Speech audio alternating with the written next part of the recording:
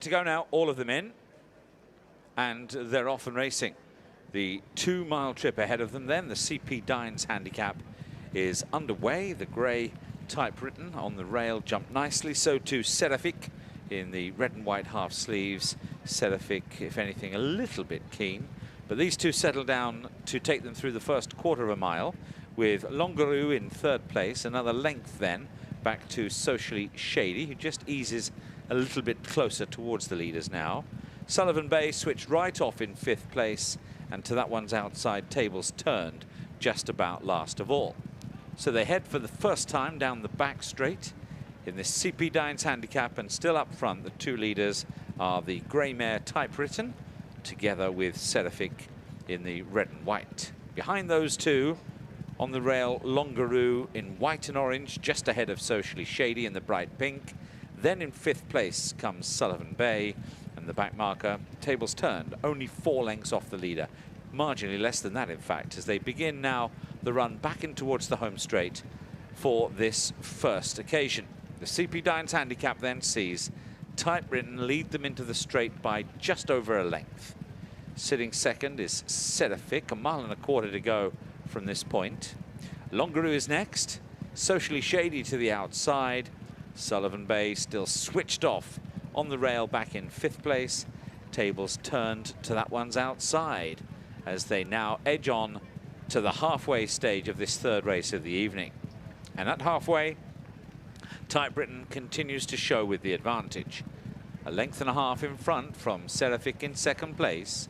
Then Longaroo still third, just ahead of Socially Shady. Fifth place still for Sullivan Bay. And the back marker just is Tables Turned as they race now away out on their final circuit of the track. Just outside the final 6 furlongs from this point, and it's Typewritten who leads. Rider Phil Dennis just had a glance around to see what the others were up to. Well, nobody's making any sort of a move yet towards the leader. In second place still is Seraphic. Then we have Socially Shady just disputing third place, maybe just ahead of Longaroo now.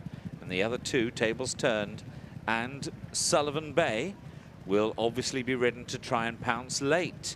5 furlongs left to run as they race midway down the back straight. Typewritten leading, Seraphic in second place. Third position for Longaroo, Socially Shady next.